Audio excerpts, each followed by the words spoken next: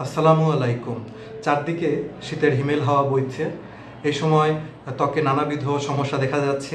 শীতকালে ত্বক রুক্ষ হয়ে যায়, শুষ্ক হয়ে যায়, কারণ বাতাসে জলীয় বাষ্পের পরিমাণ অনেক বেড়ে যাওয়ায় আর্দ্রতার পরিমাণ কমে যায়, স্কিন আর্দ্রতা হারায়। তো এই সময় এই কারণে ত্বক রুক্ষ হয়ে যায়, শুষ্ক হয়ে যায়, অনেকের ত্বক ফেটে যায়। যাদের অ্যাটোপিক ডার্মাটাইটিস আছে, সোরিয়াসিস আছে, একজিমা আছে, সেগুলো বেড়ে যায়। তো এ থেকে আমরা সহজেই বাঁচতে পারি। আমরা ত্বকের কিছু সাধারণ যত্ন নিলেই ত্বকটা সতেজ থাকবে, উজ্জ্বল থাকবে, আপনার প্রাণবন্ত থাকবে। তো আজকে আমাদের ভিডিওতে আমরা কিছু সহজ কিন্তু কার্যকরী টিপস শেয়ার করতে যাচ্ছি। কি করবেন আপনি? ত্বক পরিষ্কার করবেন। অবশ্যই শীতকালে ত্বক পরিষ্কার করতে হবে আপনাকে। তবে এর জন্য একটি মাইল্ড এবং ময়শ্চারাইজারযুক্ত ক্লিনজার ব্যবহার করবেন। সাবানের ক্ষেত্রেও ময়শ্চারাইজিংযুক্ত এবং মাইল্ড সাবান ব্যবহার করবেন। ফেস ওয়াশ ব্যবহার করার ক্ষেত্রেও আপনাকে সেটা করতে হবে। আর সাবান ব্যবহারের পরে, ত্বক পরিষ্কার করার পরে অবশ্যই আপনাকে ময়শ্চারাইজিং করতে হবে। আপনার ত্বকের ধরন অনুযায়ী মুখের জন্য আপনি মুখ ধোয়ার পরে ভালো একটা ময়শ্চারাইজার ব্যবহার করবেন। শরীরেও আপনি ভালো ময়শ্চারাইজার লোশন ব্যবহার করবেন। তবে সাধারণভাবে প্রাকৃতিক উপাদান যেগুলো আছে, যেরকম নারকেল তেল আপনি ব্যবহার করতে পারেন, অলিভ অয়েল ব্যবহার করতে পারেন, এর পাশাপাশি ভালো একটা লোশন ব্যবহার করতে পারেন আপনার ত্বকের ধরন অনুযায়ী।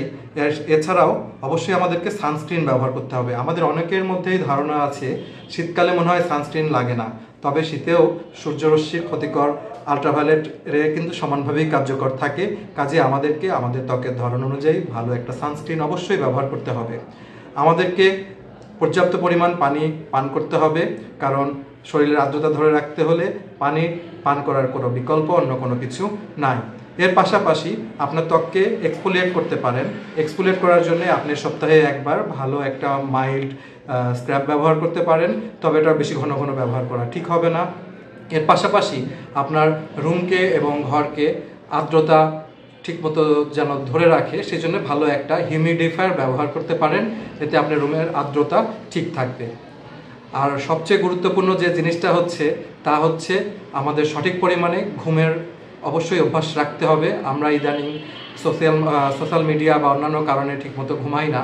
আমাদেরকে পর্যাপ্ত পরিমাণ ঘুমাতে হবে এবং আমাদের ঘুমের পাশাপাশি টেনশন ফ্রি জীবনযাপন পালন করতে হবে এবং আমাদের খাবার দাবারের ক্ষেত্রে সুষম খাবার খেতে হবে, পর্যাপ্ত পরিমাণ ফলমূল খেতে হবে। তাহলে কি হবে? আমাদের ত্বকটা ভালো থাকবে। আপনার ত্বক শীতে শুষ্কতা মুক্ত থাকুক, সুন্দর হোক, উজ্জ্বল হোক, সতেজ থাকুক, এই কামনা করে আমি আজকের এই টিপসগুলো শেয়ার করলাম। আশা করি আপনারা যদি এগুলো মেনে চলেন তাহলে আপনাদের ত্বকটা খুবই প্রাণবন্ত থাকবে, ভালো থাকবে। যদি এই টিপসগুলো আপনার কাজে লাগে তাহলে অবশ্যই ভিডিওটি লাইক, কমেন্ট, শেয়ার করে ছড়িয়ে দিবেন। আর যারা চ্যানেলে সাবস্ক্রাইব করে নাই তারা অবশ্যই আমার চ্যানেলে সাবস্ক্রাইব করবেন। টাটা, বাই বাই, আসসালামু আলাইকুম।